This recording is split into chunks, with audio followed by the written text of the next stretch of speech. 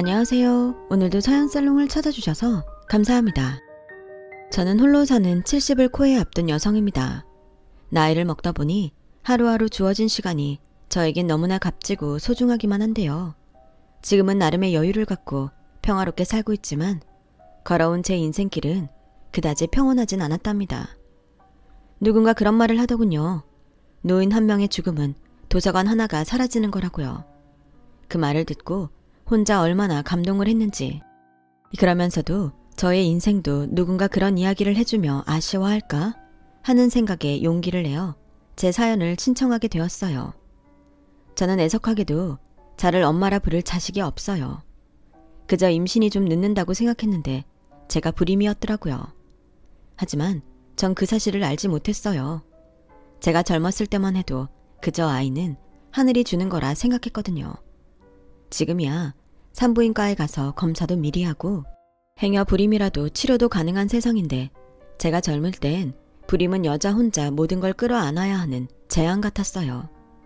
젊은 사람들이 제 말을 듣는다면 뭘 그렇게까지 생각해야 하나 놀랄지도 모르겠는데 저는 아이가 생기지 않는다는 이유로 시댁에서 쫓겨나 남편에게 이혼을 요구당했어요.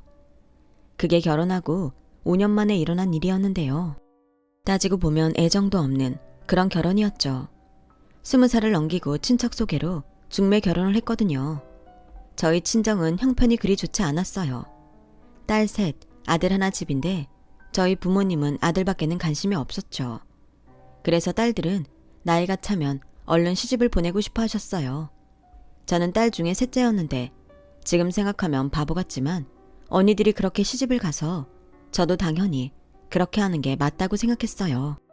언니들이 중매 결혼이긴 했지만 시집을 가고 다들 아이 낳고 행복하게 살았거든요. 그래서 저도 당연히 언니들처럼 그런 삶을 살 거라고 믿었는데 아이가 생기지 않으니 저를 예뻐하시던 시부모님도 점차 저를 홀대하기 시작하셨고 급기야 남편은 저와는 더 이상 노력을 해도 자식을 가질 수 없다는 명분으로 대놓고 바람을 피기 시작했는데 어느 날 갑자기 20살은 넘었을까 싶을 정도로 어린 여자를 데리고 오더니 제가 쓰는 안방에 짐을 풀게 했어요. 그리고는 저에게 이런 말을 했죠. 이제부터 이 방은 나랑 이 여자가 쓸 거야. 그러니 당신은 지금 당장 우리 방에서 당신 물건 빼. 네? 물건을 빼라고요? 당신 도대체 무슨 짓을 하는 거예요? 그럼 나는 어쩌라고요? 왜 저 여자랑 당신이 우리 방을 써요? 보면 몰라. 이제 당신은 나한테 아무것도 아니야. 오늘부턴 저 여자가 내 부인이라고. 아이도 못 걷는 주제. 설마 내가 당신을 평생 부인 대접해줄 줄 알았어? 여보. 어따 대고 여보야. 당신은 이제부터 우리 집 식모야. 싫으면 이혼하고 친정 가든가. 아니 어떻게 나한테 이럴 수 있어요? 그래도 내가 조강지처인데. 조강지처 좋아하네. 칠거지약 몰라? 여자가 애를 못 낳으면 쫓겨나는 거라고. 근데 난 선택할 기회를 주잖아. 난 절대 인정할 수 없어요. 저기요. 무슨 말을 듣고 왔는지는 모르겠지만 이 방 주인은 아니까 당장 나가요. 어머님 아버님께 뭐라고 할 건데요? 저는 적어도 그래도 시부모님은 제 편을 들어주실 거라고 믿었어요. 그래서 기세등등한 남편과 그날 처음 본 그 여자에게 지지 않고 말을 했는데요. 그때였어요. 웬 소란이야? 왜 이렇게 집이 시끄러워? 어머니, 제가 말씀드린 사람이에요. 인사해. 우리 어머니셔. 안녕하세요. 정호 씨한테 이야기 많이 들었습니다. 손자를 못 봐 많이 속상하시죠? 어머, 듣던 것보다 훨씬 인물이 좋네. 마음씨도 곱고. 그래요. 난 뭐 바라는 거 없어요. 그저 떡두꺼비 같은 손자만 낳아줘요. 그리고 넌 얼른 들어가서 니 짐 빼고 합방할 수 있게 이불도 깔아놔라. 어머니, 지금 그걸 저보고 하라고요? 그럼 내가 하리? 남들은 다 하는 임신도 못하는 게 왜? 그건 하기 싫어? 그럼 나가. 나도 손주도 못 낳는 너 여기 살게 하고 싶지 않다. 왜 하필 너 같은 게 우리 집에 들어와서 이 고생을 시켜? 다른 여자들 같았으면 진작에 손주 둘셋은 안겨줬겠다. 어머니, 그만 속상해 하세요. 제가 오늘부터 노력해서 올해가 가기 전에 아이 갖도록 할게요. 저는 둘셋이 아니라 5, 6까지도 낳을 자신 있어요. 어머나, 말하는 것부터 아주 딱 마음에 든다. 그래, 이젠 네가 내 며느리고 난 너만 믿는다. 뭐해? 너 빨리 우리 며느리 쉴 수 있게 이불부터 깔아. 봤지? 당신이 믿는 부모님도 다 허락한 일이야. 여기 남아서 이 사람 종로로 타든가 아님 나가든가. 선택해. 저는 그때 제 인생이 끝난 것 같았어요. 지금이야 무슨 저 따위 집이 다 있을까 싶은 이야기지만요. 그래서 저는 친정에는 차마 돌아갈 수가 없어 큰언니에게 연락을 했어요. 그러자 다음날 언니와 형부가 저를 데리러 왔고 언니는 저에게 당당하게 이혼하라고 말했어요. 너 아직 젊어. 그러니까 네 손으로 도장 꽝 찍고 나와. 애 못 낳는다고 이렇게 하는 집안이면 다른 것도 보나 마나야. 아니 지금 뭐라고 했어요? 우리 집이 어디가 어때서? 애 못 낳는 여자가 어디 여잔가? 그런 걸 시집 보냈으면 죄송하다고 해야지. 보나 마나라고? 나 참 기가 막혀서. 그리고 왜 언니가 와서 이래라 저래라 하는 건데요? 왜요? 언니가 동생 이렇게 사는 걸 못 보겠어서 데리러 왔는데 무슨 문제 있어요? 그리고 아직 이혼하지도 않았는데 여자부터 들이게 하는 집안이 정상이에요? 노영이 빨리 도장 찍고 나와. 언니는 굉장히 화가 난 얼굴로 저에게 말했어요. 그런데 이상하죠? 언니가 그렇게 화를 내는데 저는 기분이 하나도 나쁘지 않았어요. 오히려 언니 집에 가는 내내 언니가 화를 내며 그런 집구석 뭘 보고 시집을 보냈냐고 친정도 가지 말라고 하더군요. 그렇게 저는 한 번의 결혼 실패를 겪은 뒤 큰언니 집에 머물게 되었어요. 형부가 작은 공장을 운영하고 있었는데 거기서 일을 배우며 자립하기 위해 노력했죠. 그러다 형부가 아는 거래처 사장이 있는데 사람이 너무 좋다고 저에게 한번 만나보면 어떠냐는 말을 했어요. 저는 이혼의 상처가 있어서 누굴 만날 생각이 없었는데 계속 거절하는 저에게 형부는 그 사람이라면 저를 끝까지 아껴줄 거라고 한번 만나보라고 고집을 피우셨어요. 알고 보니 저도 모르는 사이 그 사장이라는 남자가 저를 보고 갔는데 제가 시집에서 쫓겨난 사정을 듣더니 불같이 화를 내며 제가 너무 안쓰럽다고 했는데 그때 형부가 아, 이 사람이다 했다는 거 있죠. 하지만 언니는 생각이 달랐어요. 당신 그만해. 그 박 사장님 부인이 둘째 낳다가 죽었다고 하지 않았어? 아무리 내 동생이 이혼했다지만 이건 아니지. 나 박 사장님 좋은 사람인 거 알지만 내 동생 남해에 둘이나 키우게 할 수는 없어. 은지 엄마, 박 사장님 애들 순하고 착해. 그리고 박 사장이 혼자 애 키우기 힘들어서 재혼하겠다는 것도 아니고 그냥 난 별뜻 없이 한번 만나보라는 거지. 이혼하면 연애도 못해? 누가 그렇대. 연애하면 좋지. 근데 상대가 애 딸린 호랍이잖아. 가뜩이나 집에서도 한 살이라도 어릴 때 재혼시켜야 한다고 얘 당장 보내라고 난린데 그런 사람을 왜 만나게 하냐고. 언니 그만해. 형부가 괜찮은 사람이라고 하는데 왜 자꾸 사람을 비약해. 형부 괜찮은 사람이면 형부 믿고 한번 만나볼게요. 근데 저는 재혼 생각은 진짜 없어요. 그건 그 사장님한테도 미리 알려드렸으면 좋겠어요. 알겠어. 난 그냥 진짜 둘이 잘 어울릴 것 같아서 그래. 언니도 중매로 만나 결혼하긴 했지만 형부는 정말 착하고 좋은 사람이에요. 언니가 맞이라 저희 세 자매 중 성격이 좀 드센 편이거든요. 그런데 형부는 그런 언니의 성격이 자기한테 없는 성격이라며 불같은 언니의 성격을 다 맞춰줬고 언니의 성에 차도록 일도 가정도 열심히 하는 사람이었는데 그렇다 보니 저는 함께 살면서 자매지만 언니가 많이 부러웠죠. 사실 언니는 신랑이 별로인 사람이면 시집간 날 바로 도망칠 생각을 하고 있었어요. 그건 저와 작은 언니가 다 알고 있었는데 사람이면 아무도 알 수 없다고. 천생배필을 그렇게 만나게 될 줄 누가 알았겠어요. 그렇기 때문에 형부가 적극 권하는 그 남자가 저는 은근 궁금하긴 했는데요. 그러면서도 한편으로는 아이가 있다는 말이 목구멍에 걸린 가시처럼 신경이 쓰였어요. 그런데 막상 그 사람을 만나러 간 날 처음으로 제 가슴이 떨리는 걸 느낄 수 있었어요. 분명 애가 둘이나 있는 사람이라고 해서 아저씨 같은 사람일 거라고 생각했는데 인물도 좋고 말솜씨도 좋은 데다 자리를 이동할 때면 저를 먼저 챙겨주는데 태어나 그런 대접은 처음이었거든요.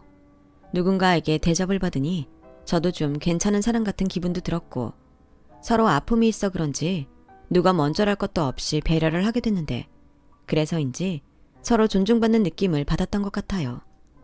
그렇게 저는 한 번이 두 번이 되고 두 번이 세 번이 되면서 정식으로 그 사람과 교제를 하게 됐고 6개월 정도 지났을 때 그 사람의 아이들을 만나게 됐어요.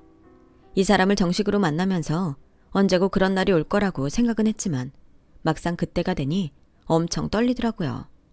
어떤 아이들일까? 또 아빠랑 사귀고 있는 저를 싫어하면 어떻게 할까? 정말 오만 생각을 다 하면서 아이들을 만나러 갔던 기억이 나네요. 그렇게 만나게 된 그 사람의 첫째 아이는 6살 아들이었고 둘째가 4살인 딸이었는데 처음 만나는 그 자리에서 그 사람의 딸이 저를 보자마자 엄마라고 했어요. 저도 놀라고 그 사람도 놀랐는데요. 그때 기분이 정말 이상했어요. 엄마라니 온몸이 저릿했어요. 엄마 하늘나라에서 민경이 만나러 온 거야? 그게 이 바보야. 우리 엄마는 이제 뭐다. 이 아줌마는 우리 엄마 아니거든? 아니야. 우리 엄마야. 하늘나라에서 민경이 보고 싶어서 내려온 우리 엄마라고. 엄마, 내 말이 맞지? 저는 어떻게 해야 할지 몰랐어요. 그러면서 한편으론 이 아이가 자기 엄마를 얼마나 그리워하며 기다렸을지 절절하게 느껴지더군요. 그래서 그냥 아무 말 하지 않고 그 사람의 딸아이를 품에 안아줬어요. 그리고 그 이유가 뭔지 모르지만 눈물이 나왔죠. 아이를 못 낳아서 쫓겨난 저라 그랬을까요? 저는 아이들을 보고 그 사람과 재혼하고 싶다는 생각을 하게 됐어요. 물론 쉬운 결정은 아니었지만 이 아이들의 엄마가 되고 싶다는 생각이 점점 커지더라고요. 그래서 만난 지 1년이 되던 해 조심스럽게 재혼 이야기를 꺼냈어요. 그러자 제 말에 한바구음을 지으며 사실은 오래전부터 저에게 청혼을 하고 싶었다는 그 사람의 말을 듣게 되었죠. 아무래도 제가 만나기도 전에 재혼 생각은 없다고 못을 박은 게 컸었던 모양이었어요. 그러면서 자연스럽게 아이들의 엄마이자 그 사람의 전부인에 대한 이야기를 듣게 됐어요. 아무래도 이젠 저도 알아야겠다는 생각이 들었거든요.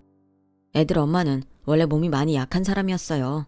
그래서 첫째 낳고 고생을 많이 했는데 딸이 갖고 싶다고 둘째를 원했죠. 저는 안 된다고 했는데 그 사람은 너무 딸을 원했어요. 자기는 꼭 딸을 낳아야 행복할 것 같다고 고집을 피웠는데 그런 둘째를 안아보지도 못하고 세상을 떠났으니 애들 엄마한테도 미안하고 애들한테도 미안하고 정말 한동안은 폐인처럼 살았어요.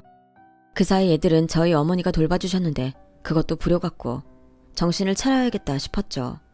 사실 영희 씨한테 결혼하자는 말 너무 하고 싶은데 재혼 생각 없다는 말을 듣기도 했고 내 처지가 그런 말을 먼저 할 수 있는 처지가 아니라서 못했어요. 그런데 난 정말 영희 씨 아니면 재혼 생각 없거든요. 집에서는 하루라도 빨리 재혼해서 애들 엄마 만들어주라고 했지만 난 영희 씨 인생도 중요하다고 생각해요. 만약 여전히 나랑 재혼 생각이 있다면 내가 영희 씨를 최선을 다해서 행복하게 해줄게요. 근데 제가 왜 이혼했는지는 알고 있죠? 사실 재혼 생각하게 되면서 불안해서 한의원을 가봤어요. 근데 저는 역시나 아이를 가질 수 있는 몸이 아니라고 하더군요. 이런 저라도 괜찮을까요? 그럼요. 내 입장에서 이런 말 하는 건 맞는 건지 모르지만 나는 아이 욕심은 없어요. 그렇다고 영희 씨가 우리 아이들을 위해 나랑 결혼하길 바라는 것도 아니고요. 그냥 우리 둘이 늦게 만난 인연이라고 생각하고 서로 보듬고 삽시다. 저희 어머니가 영희 씨 불편해하면 아이들은 계속 맡아서 키우시겠다고 하세요. 네? 아니죠. 그건 안 될 말이에요. 저야말로 아이들한테 부족하지만 엄마가 되어주고 싶은걸요. 어머니한테 그건 절대 안 된다고 전해주세요. 사실 평생 엄마 소리 못 들을 거라고 생각했는데 얼마나 감사한지 몰라요. 물론 아이들이 저를 엄마로 받아줄지 모르겠지만요. 무슨 그런 소리를. 저희 딸하는 소리 못 들었어요. 정말 고마워요. 나 정말 이렇게 행복해도 되는 건지 꿈 같아서 꼬집어 보는 거 알아요. 봐요. 여기 빨갛죠? 아니 왜 이렇게... 신기해서요. 그리고 너무 좋아서요. 우리 행복하게 잘 삽시다. 내가 진짜 노력 많이 할게요. 그 사람은 그렇게 말하고 저를 품에 꼭 안아줬어요. 그 품이 얼마나 따뜻하고 편한지 이제야 저도 제 짝을 만난 기분이 들더군요. 그렇게 저는 그 사람과 재혼을 했어요. 저희 친정 부모님은 재혼한 남편이 능력도 있고 재산도 있어 흡족한 눈치였고 남편에게 아이들이 있어도 제가 아이를 낳지 못하는 처지라 그 정도면 감지덕지라고 하셨어요.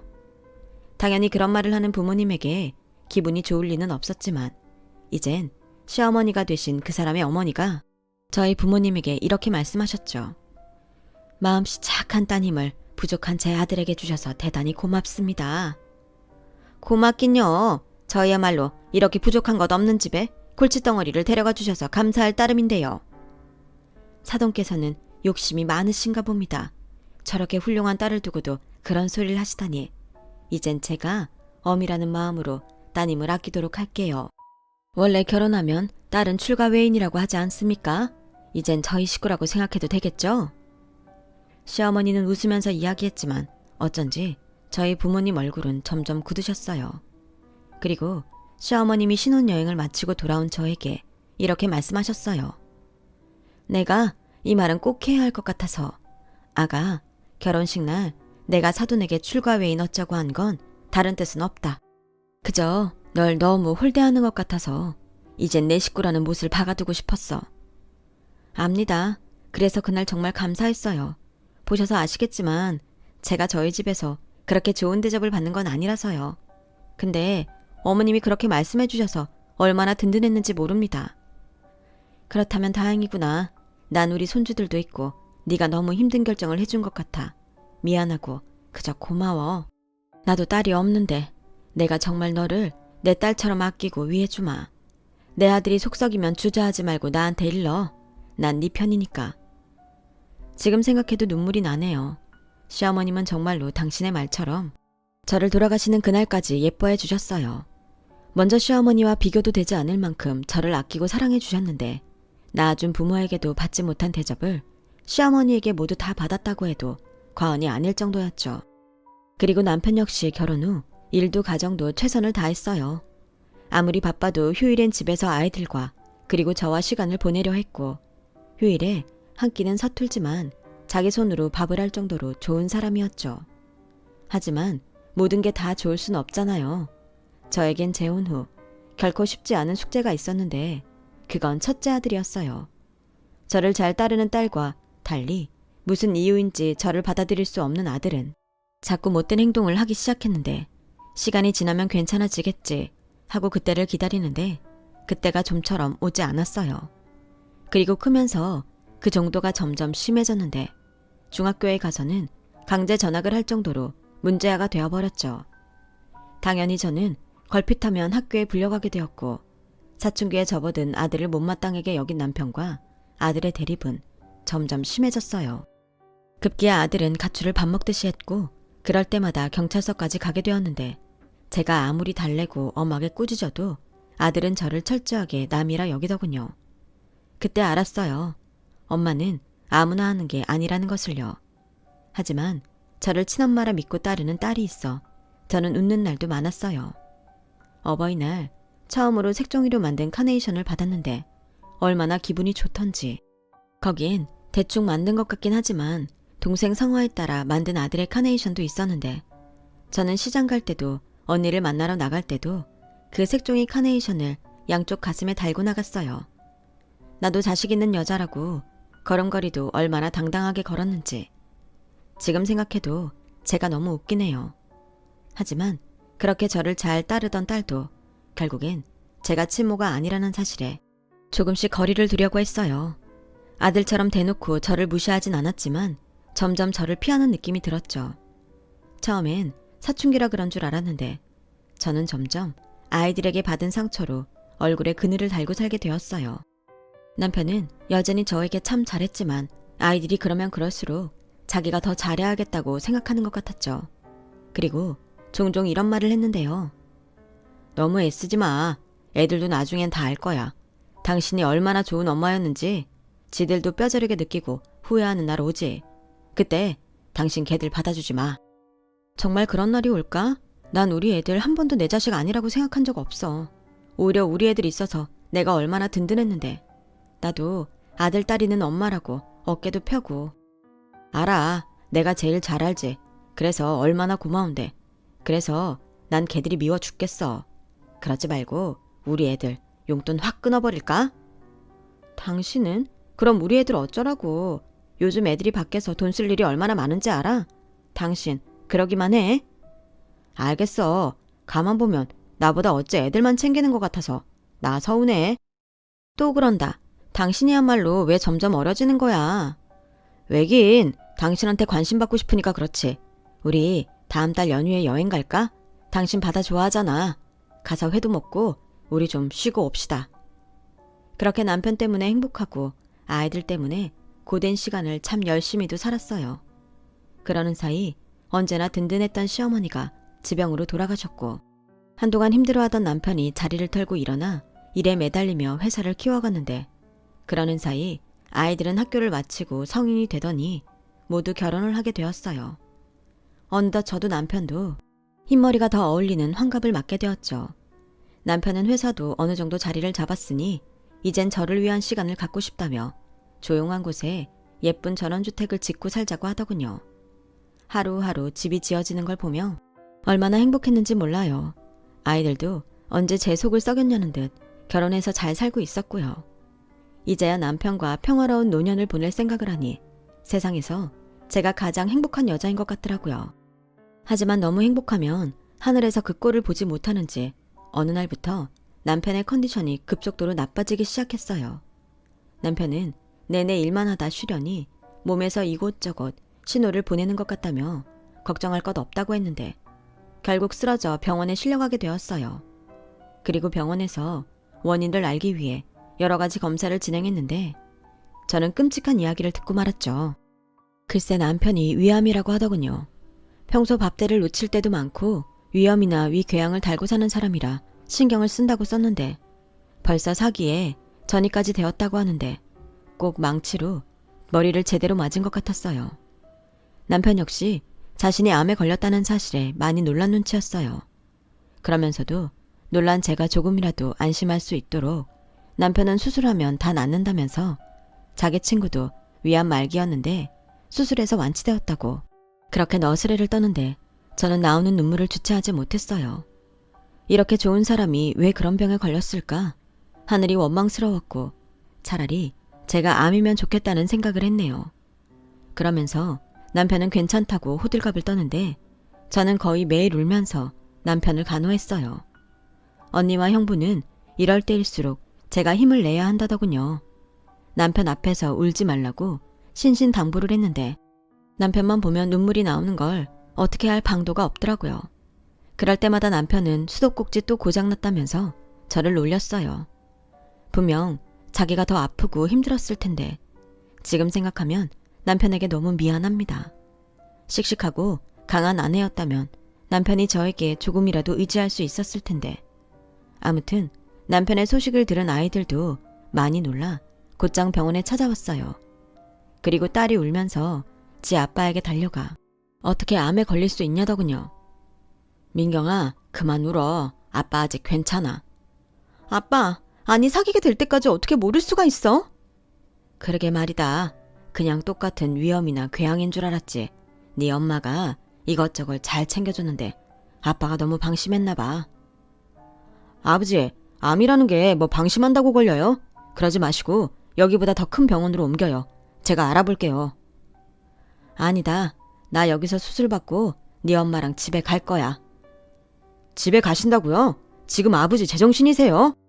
제정신이야. 병원 생활 시작하면 끝도 없다. 난 시간이 얼마가 주어지건 집에서 네 엄마랑 지내고 싶어. 내가 수술을 안 받겠다고 하는 것도 아니잖아. 내가 다 알아서 하마. 여보, 그러지 말고 건우 말 들읍시다. 난 당신만 살 수 있다면 병원 생활도 괜찮아. 이 사람이 집 다 지어놓고 왜 병원 생활을 해? 병원 다니면서 집에 있어도 돼. 아픈 사람은 아니까 내 의견 존중해줘. 하여간 내 말은 다 들어주는 것 같이 하면서 꼭 이럴 땐 고집을 부려. 그럴 거면 아프지나 말든가. 아유 또 수도꼭지 고장났네. 그만 울어. 나 당신보다 오래 살 거야. 원래 아픈 사람이 골골거리면서 더 오래 사는 거 몰라? 남편은 그 순간에도 허허 실실하며 저와 아이들을 달랬어요. 그리고 며칠 뒤 남편은 수술에 들어갔고 당장 급한 암은 제거했는데요. 워낙 전이가 많이 되어 있는 상태라 예우를 지켜봐야 한다고 담당 의사가 말했어요. 그러자 남편은 퇴원을 원했고 통원 치료를 하는 조건으로 집으로 가게 되었죠. 남편이 퇴원하는 날 아들이 찾아왔어요. 아무래도 남편의 퇴원을 도우러 온 것 같더군요. 어릴 때는 그렇게 부모 속을 썩이더니 그래도 자식된 도리를 하는 아들을 보며 저는 고마운 마음이 들었어요. 그런데 아들이 찾아온 이유는 다른 데 있었죠. 하지만 저희 부부는 그런 아들의 속을 알지 못했어요. 건우야, 오늘 와줘서 너무 고맙다. 집에까지 어떻게 갈까? 엄마 혼자 고민이 많았거든. 아들인데 다른 사람도 아니고 아버지 태어나는 건데 제가 해야죠. 아버지도 엄청 고마워하셔. 고맙다 아들. 그만하세요. 누가 들으면 진짜 아들인 줄 알겠어요. 그리고 저 아버지랑 할 말이 있는데 자리 좀 피해주세요. 그래. 알겠다. 들어가서 편하게 해라. 어릴 때도 그러더니 이미 시간이 많이 지났음에도 아들은 여전히 저에게 어려운 존재였어요.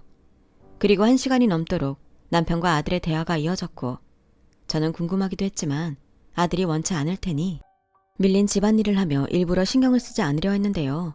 아들이 할 말을 다 했는지 방에서 나왔고 저에게 인사를 하는 둥 마는 둥 하고 돌아가는데 곧이어 남편이 저를 불렀어요. 그리고는 건우가 자기한테 회사를 물려달라고 하네. 뭐 지금도 나 대신 회사 일을 저 녀석이 도맡아 하고 있긴 하지만 이참에 아예 재산도 미리 정리해줬으면 좋겠다는데 괘씸하기도 하고 미리 하면 좋을 것 같기도 하고 당신은 어떻게 생각해? 건우가 그래? 당신 속상했겠네. 근데 건우 입장에서 불안할 수도 있을 것 같아. 당신이 이렇게 고집부리고 집에 왔잖아. 그래도 꼭 나 죽길 기다리는 것 같잖아. 나쁜 놈. 그럼 기를 쓰고 버티면 되지. 나한테는 나보다 오래 살 거라고 큰소리 쳤던 사람이 어디 갔어? 근데 여보, 나는 회사 우리 건우한테 물려주고 당신은 편하게 당신 몸만 신경 썼으면 좋겠어. 스트레스 안 받는 것도 큰 거잖아. 남편은 결국 제 말에 아들에게 회사 대표 자리를 물려주기 위한 절차를 밟았어요. 회사 임원도 병에 걸린 남편보다는 젊은 아들이 회사 운영을 맡는 것이 좋다고 뜻을 모았고 딸도 전무자리에 앉히면서 아이들 모두 남편의 회사 경영을 맡게 되었죠. 그러면서 남편과 저는 무조건 잘 먹고 잘 쉬며 치료에 온 정성을 다했어요. 하지만 그런 지극정성에도 남편의 몸은 좀처럼 나아지지 않았고 결국 불가피하게 다시 병원에 입원하게 되었어요. 더 이상 집에서 통원할 수 없다는 의사선생님의 판단이 있었거든요. 물론 남편은 끝까지 거부했어요. 죽더라도 집에서 죽겠다며 고집을 피우는데 예전에 다정한 남편의 성격도 점점 변하더군요. 매일 힘든 약을 먹고 진통제 없으면 버틸 수 없는 고통의 시간이 찾아오니 남편도 어쩔 수 없었을 거예요. 그리고 그런 날은 저에게 미안하다며 눈물을 보이기도 했는데 그렇게 하얀 눈이 내리는 겨울 남편은 제 손을 꼭 잡고 깊은 잠에 들었어요. 더 이상 남편이 일어나지 않는다는 걸 알면서도 저는 눈물이 나진 않았어요. 아이들은 대성통곡을 하고 우는데 저는 그저 이젠 남편이 아프지 않아도 된다는 사실이 더 다행이라는 생각이 들었죠. 하지만 남편의 발인이 있고 혼자 집에 있는데 이젠 말랐다고 생각한 눈물이 한없이 터지고 말았어요. 이젠 끝이라고 생각한 제 인생을 누구보다 행복하게 해준 남편의 빈자리가 너무 컸으니까요. 그렇게 저는 남편을 보내고 거의 알아 누워 지냈어요. 애들이라도 보면 마음이 좀 나아질 것 같은데 괜히 미안해서 연락을 하지 못하겠더군요. 그러던 어느 날 초인종이 울렸고 낯선 사람이 저를 찾아왔어요. 그리고는 황당한 말을 하더군요. 사모님, 요 앞 부동산에서 나왔는데요. 집 내놓으셨죠? 집 좀 볼 수 있을까요? 네? 집을 내놓다뇨. 저 그런 적 없습니다. 잘못하신 것 같아요. 아닌데 여기 아드님이 내놓고 가셨어요. 박건우 씨가 아드님 아니신가요? 맞긴 한데요. 그럴 리가 없어요. 참 난감하네요. 이 집이랑 땅이랑 다 내놓고 가셨는데. 저기 죄송한데 제가 아는 게 없어서 오늘은 그냥 돌아가 주세요. 아들이랑 얘기를 좀 해봐야 할 것 같아서요. 참 여기 보겠다고 멀리서 오신 분들인데 알겠어요. 그럼 아드님이랑 얘기 나누시고요. 저희는 금방 다시 올게요. 저는 뭐가 뭔지 모르는 상황에 아들에게 우선 전화를 했어요. 아들은 바쁘다며 자기가 나중에 전화를 하겠다고 했는데 곧이어 딸에게 연락이 왔어요. 그리고는 지금 당장 할 말이 있어 집에 오겠다고 하더군요. 저는 오랜만에 딸 목소리를 들어서인지 불안하면서도 내심 기분이 좋았어요.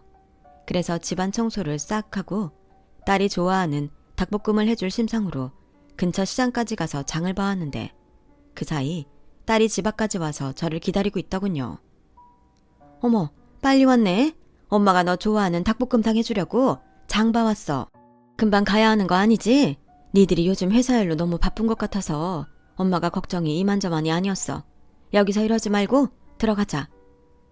아니, 안 들어갈래요. 그냥 여기서 할 말만 하고 가려고요. 민경아, 왜 안 하던 존댓말을 다 하니? 왜 그래? 무슨 일 있어? 오빠가 아줌마한테 전화라는 말이 있어요. 뭐? 아줌마? 맞잖아요. 친엄마도 아니고 이젠 아빠도 없으니까 우린 이제 남이죠. 부동산에 오빠가 이 집이랑 아빠 앞으로 된 땅들 모두 내놨어요. 그러니까 아줌마는 여기에서 이만 나가주셔야 되겠어요. 아니 민경아, 이게 무슨 소리야? 나더러 나가라니. 그리고 여기 네 아빠 흔적이 얼마나 많은데 여길 팔아. 안 된다. 절대 안 돼. 웃겨? 무슨 자격으로 그런 말을 해요? 여긴 우리 아빠 집이고 땅인데. 그럼 권리는 자식인 저희한테 있는 거죠. 저희는 이것들 다 처분해서 저희끼리 똑같이 재산분할 할 거예요. 아, 물론 아줌마도 조금은 드릴 테니 걱정하지 마세요. 그래도 저희 키우고 저희 아빠 수발 들었는데 수고비는 드려야죠. 아마 오빠가 섭섭하지 않게 드릴 거예요. 그러니 아줌마는 조용히 짐 싸서 나가시면 돼요. 괜히 소문이라도 나면 피차 좋을 거 없으니까 조용히 나가셔야 아까 말한 수고비라도 받을 수 있다는 소리예요. 무슨 말인지 아셨죠? 아니, 니들 도대체 왜 그러니? 비록 내가 너희를 배 아파 낳은 건 아니지만 난 니들 정말로 내 자식처럼 키웠어. 그건 네가 가장 잘 알잖아. 제가요? 저희 아빠 재산 보고 억지로 하신 건 아니고요. 뭐 그게 뭐든 상관없어요. 아줌마가 우리를 어떻게 생각하고 어떻게 키웠건 아줌마 마음이고 사실은 아줌마가 저희 친엄마가 아니라는 거잖아요. 그러니 이만 우리 아빠 집에서 꺼져요. 딸은 그렇게 자기 말만 하고 차를 타고 가버렸어요. 제 손에는 지 먹이라고 잔뜩 사온 식재료들이 가득했는데 어떻게 그럴 수 있는지 저는 금방 장바구니를 놓치고 그 자리에 털썩 주저앉고 말았어요. 두 다리에 힘이 풀렸거든요. 배 아파 낳지는 않았지만 얼마나 정성을 들여 키운 자식들인데 하염없이 눈물만 났어요. 할 수만 있다면 제 속을 다 꺼내서 내 마음은 이렇다고 보여주고 싶은 심정이었죠. 그리고 며칠 뒤 정말로 저는 집에서 쫓겨나고 말았어요. 게다가 저는 남편에게 생활비를 받으며 살았기 때문에 제 앞으로는 남은 재산도 없어 그야말로 방 한 칸 얻을 돈이 없었는데 나이는 많고 돈은 없고 정말 비참하더군요. 저는 고민했어요. 이대로 그냥 남편을 따라가는 것이 좋을지 어떻게 하든 살아야 좋을지 정말 바보가 된 것처럼 멍해지더군요. 그러는 중 집을 보기 위해 왔던 부동산 사람이 제가 딱해 보였나 봐요. 원래는 월세가 18만 원인 쪽방인데 집주인에게 부탁해 15만 원에 들어갈 수 있게 했다며 소개해주는데 달리 다른 길이 없어 보였어요. 그래서 일단 보증금이 없다는 말에 부동산 사람이 소개한 쪽방으로 들어갔죠. 정말 바닥에 누우면 머리와 발끝이 닿을 정도로 비좁은 방이었는데 노년에 자식들에게 버림받은 충격 탓인지 저는 아무것도 할 수 없었어요. 먹지도 자지도 못하고 그저 웅크리고 있었던 기억밖에는 남아있지 않네요. 앞으로 살 길도 막막했어요. 아니, 살 의욕이 없어졌다는 표현이 맞겠네요. 어쩌면 저는 그때 아, 나는 이렇게 죽는구나. 그렇게 생각했던 것 같아요. 그런데 아무도 저를 찾을 리가 없다고 생각한 그곳에서 누군가 저를 애타게 불렀고 그 목소리는 바로 저희 큰언니였어요. 영희야, 너 거기 있니? 영희야, 거기 있으면 대답 좀 해봐. 언니야. 저는 언니의 목소리에 마치 어린아이가 된 것처럼 바닥을 엉금엉금 기어가 밖으로 나갔어요. 그리고 정말 오랜만에 보는 검은 머리보단 흰머리가 더 많은 언니를 발견하곤 달려가 안겼죠. 언니, 정말 언니 맞아? 나 여기 있는 거 어떻게 알았어? 영희야, 아니 너는 그런 일이 있으면 언니한테 연락을 했어야지. 내가 너 없어진 줄 알고 얼마나 놀랐는지 알아? 처제, 도대체 어디 갔었어? 우리가 얼마나 찾았는지 알아? 형부, 이렇게 언니랑 형부 보니까 숨이 쉬어지는 것 같네요. 아유, 처제, 왜 여기 있어? 자, 이거 받아.